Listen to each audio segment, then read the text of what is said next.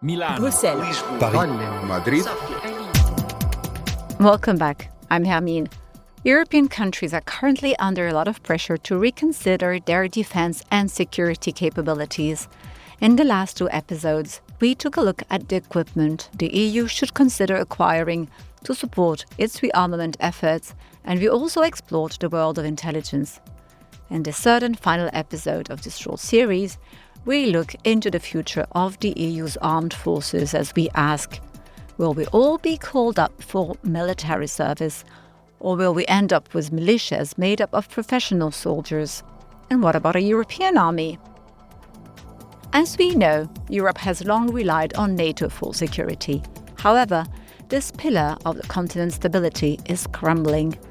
Europe is undergoing a complete change of mindset, says Michele Bellini, a political analyst from Italy who specializes in European affairs.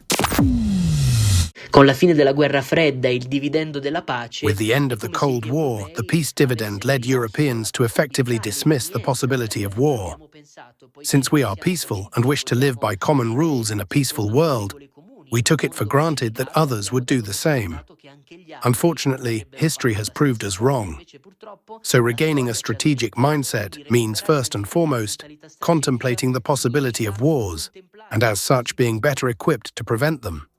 So let's kick things off by having a think about the history of defense and security in Europe.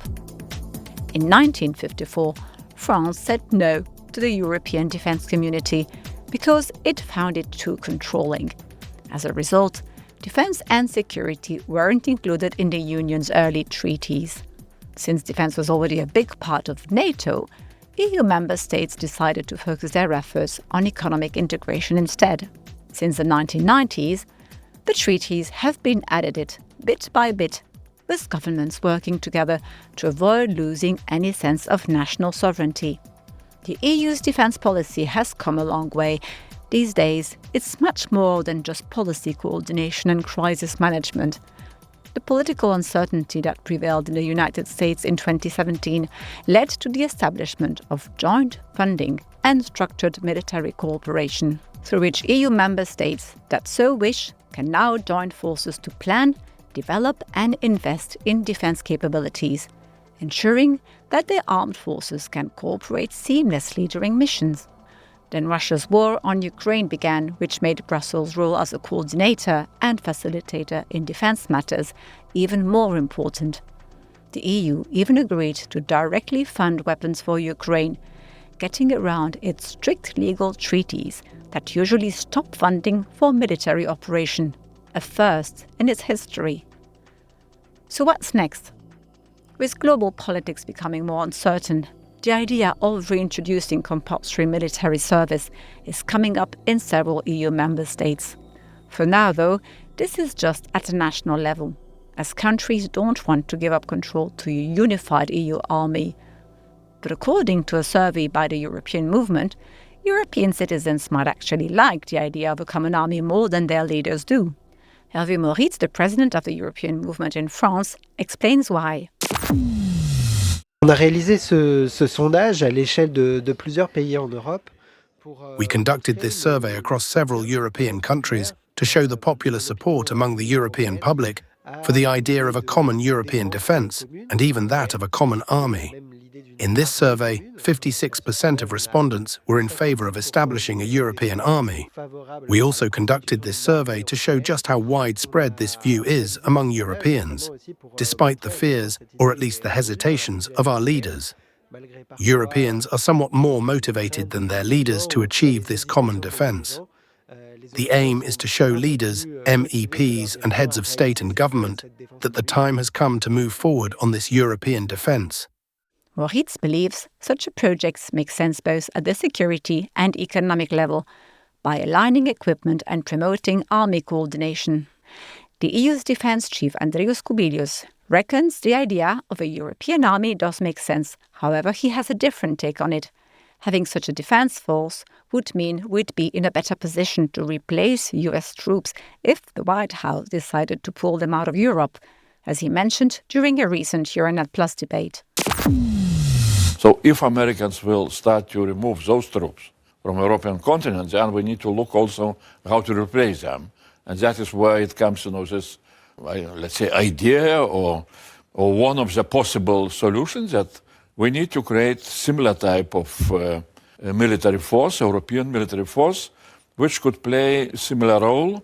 And that role is to be something like a rapid reaction force. What we need to understand is that this is not a replacement of national European armies. It's a replacement of American troops, which are now located in the European continent. At the moment, Europe's national armed forces have around 1.5 million personnel, but experts say that 300,000 more would be needed if the US were to withdraw. Also, a lot of the bloc's 1.5 million troops aren't active duty personnel, which would cause problems for deployment in the event of a prolonged conflict. And on top of that, the war in Ukraine has brought really intense conflict to Europe, and our troops aren't trained for that kind of thing. Luxembourg's Chief of Staff, Steve Tull, explains the impact of recent developments on the operation of the Luxembourgish military.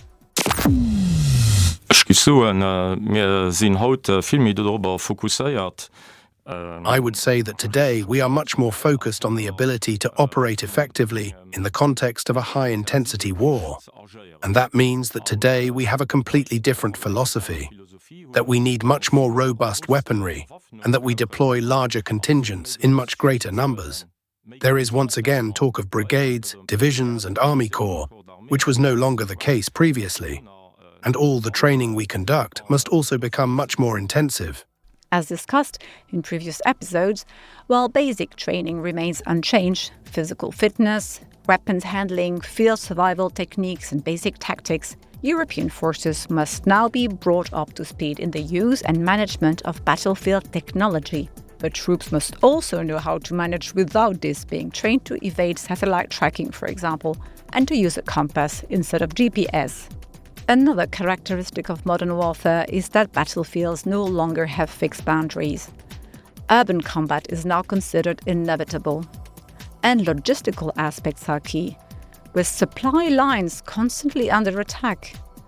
Finally, as we have also discussed at length, troops' awareness of hybrid warfare is important, with cyber attacks, disinformation, and infrastructure sabotage increasingly commonplace on our territory. So what impact does all of this have on the profiles the military should be seeking to attract? Let's listen to retired Lieutenant General Dr. Hippokrates Daskalakis, who is now Director of Studies at the Hellenic Institute for Strategic Studies. The armed forces need people, men and women, from all specialisms and categories. You can't exclude anyone.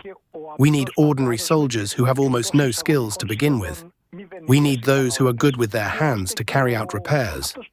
We need those who will fight and those who will operate difficult and complex systems. Everyone serves a purpose in the armed forces. Our job in the armed forces is to make full use of every individual.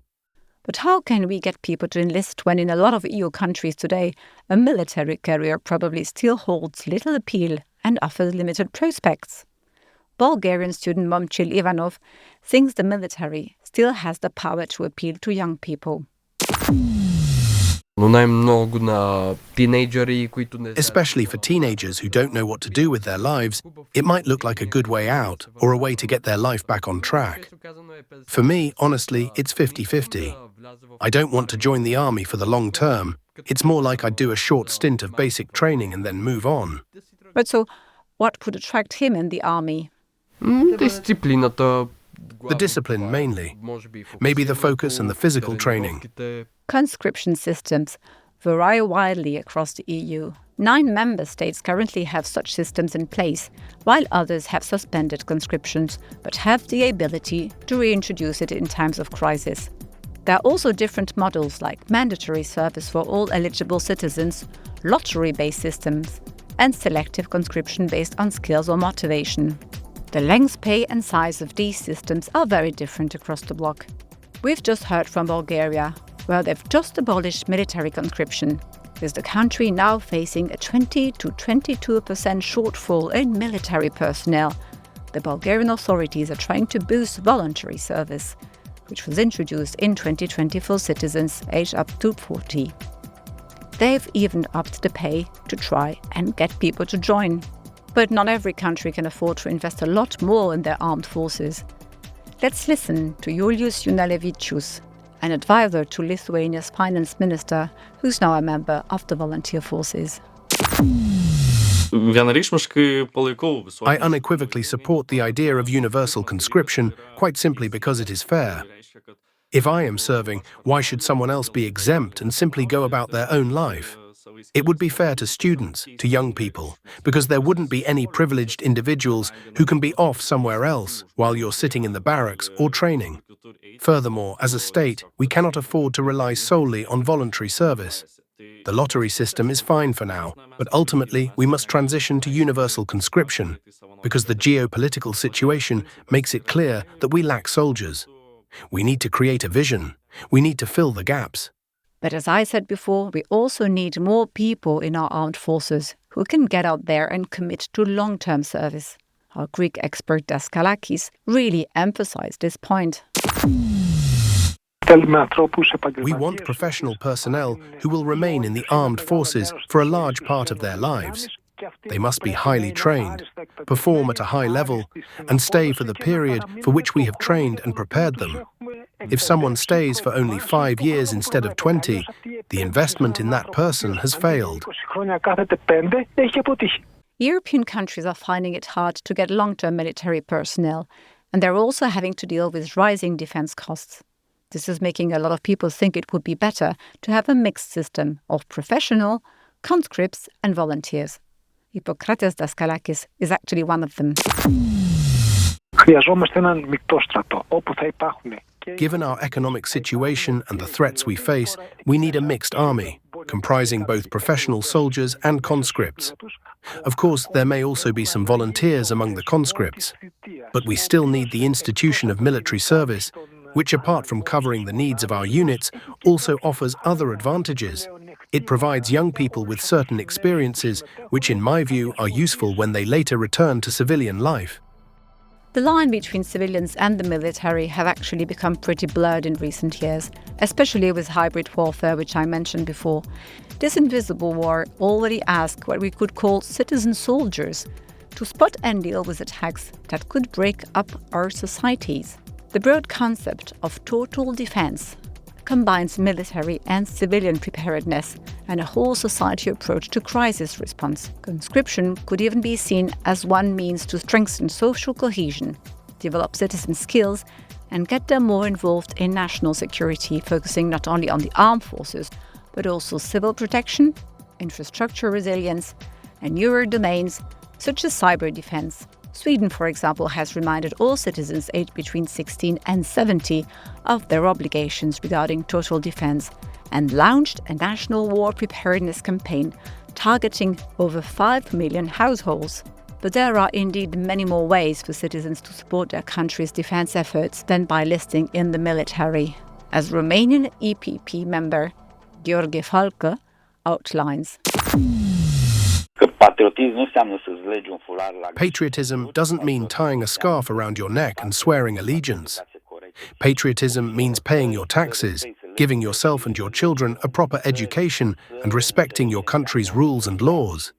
It means understanding what it means to be a minority and the right of minorities to express themselves.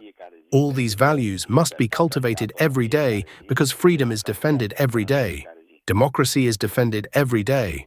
As we've seen, there are still some real challenges when it comes to military funding and coordination, and there are pros and cons to conscription, and another challenge is making sure that military personnel are committed for the long term. And then there's the debate about whether we should focus on national forces or unified European defense model. Discussions about the future of Europe's armed forces are already happening all over the bloc. It's clear that everyone, no matter what their background, will be encouraged to help shape the military of the future.